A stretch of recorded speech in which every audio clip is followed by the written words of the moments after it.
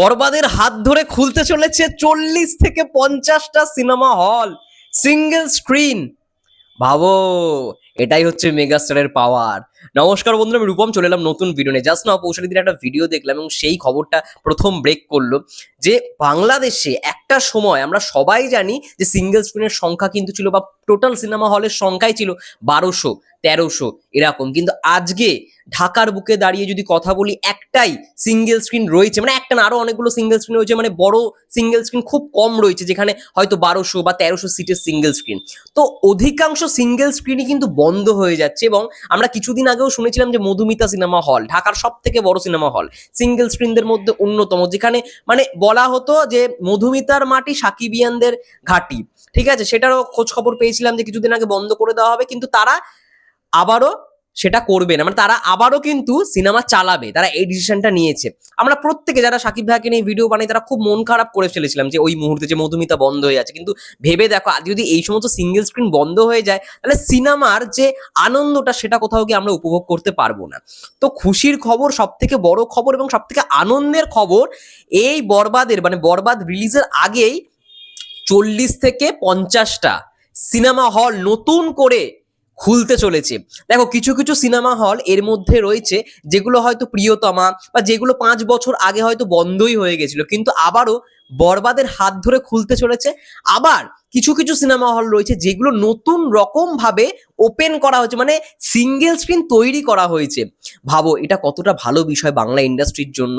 আজকে যেখানে সিঙ্গেল স্ক্রিনের হল মালিকরা মানে প্রত্যেক বছর ওয়েট করে থাকে যে শাকিব খান কবে একটা সিনেমা নিয়ে আসবে, কারণ দুই ঈদে সত্যি কথা বলতে টাকা উঠবে সেটার ওপর আমাদের মানে কি বলবো, একটা আগে থেকে ভরসা করে বসে থাকতে হয়, সরি, আগে থেকে ভরসা করে বসে থাকতে হয়। তো সেই জায়গায় দাঁড়িয়ে এখন হল মালিকরা এই আশ্বাসটা পেয়েছে যে হ্যাঁ, আমরা করব, আমরা সিঙ্গেল স্ক্রিন আবারও রিওপেন করবো বা নতুন রকম ভাবে খুলবো, তাতে যাই হোক না কেন সিনেমা চালাবো। দেখো, সিনেমা হতে গেলে আগে সিনেমা হলগুলোকে জীবন্ত রাখতে হবে, প্রত্যেকটা সিঙ্গেল স্ক্রিনকে বেঁচে থাকতে হবে। এবার এই বেঁচে মানে বাঁচিয়ে রাখার দায়িত্ব কাদের? অবশ্যই দর্শকদের। তো দর্শকরা যদি ভালো রকম ভাবে সিনেমাগুলোকে সাপোর্ট করে না, তাহলে তাদেরও একটা সার্ভাইভ করার জায়গা হয়। কিন্তু এইখানে ব্যাপারটা কি বলতো, মেগাস্টারকে দেখার জন্যই সবাই সিঙ্গেল স্ক্রিনে যায়। তো বাকি যেই সমস্ত ছবিগুলো আসে সেইখানে তো মেগাস্টারকে দেখতে পাচ্ছে না তারা। এবং মানে তাদের যেই ইয়েটা মানে দেখার যে আকর্ষণটা সেটা নেই বললেই চলে। তো সেই জায়গায় ওই কমতি সংখ্যা, কমতি দর্শকদের নিয়ে তো সিনেমা হল চালানো যায় না। তো সেই জায়গায় তার জন্যই হয়তো অনেক সিঙ্গেল স্ক্রিনের সংখ্যা আস্তে আস্তে কমতে থাকে। কিন্তু সেই জায়গায় দাঁড়িয়ে দেখো, আজকের ডেটে দাঁড়িয়ে এই খবরটা এলো, সব থেকে বড় খবর, যে মেগাস্টারের বরবাদের হাত ধরেই খুলতে চলেছে 40 থেকে 50টা সিনেমা হল। এবং তোমরা অনেকেই ইতিমধ্যে জেনে গেছো যে প্রত্যেকটা হল মালিক প্রযোজনা সংস্থাকে অলরেডি ফোন করছে, যোগাযোগ করছে যে এই সিনেমাটা তারা নেবে এখন থেকেই। কারণ দেখো, একটা সিনেমা আসার অন্তত 1 মাস আগে, অন্তত 1 মাস আগে থেকে কিন্তু তাদেরকে যোগাযোগ করতে হয় সিনেমাটা নেওয়ার জন্য। তারপর রেন্টালের একটা ব্যাপার আসে। তো সেই জন্য আর কি এখন থেকে বুকিং নেওয়া শুরু হচ্ছে, মানে বুকিং করবার জন্য প্রযোজনা মানে প্রডিউসারদের, প্রযোজনা সংস্থাকে, রিয়েল এনার্জিকে ফোন করা হচ্ছে যে এই সিনেমাটা আমরা নেব। তো যেরকম আর কি কন্ট্যাক্ট হয় হল মালিকদের পক্ষ থেকে বা ডিস্ট্রিবিউটরদের পক্ষ থেকে। বিশাল ব্যাপার। আজকে এইখানে দাঁড়িয়ে মানে আজকের ডেটে দাঁড়িয়ে সিঙ্গেল স্ক্রিন হোক বা যাই হোক, সিনেমা হলের সংখ্যা কমে গেছে।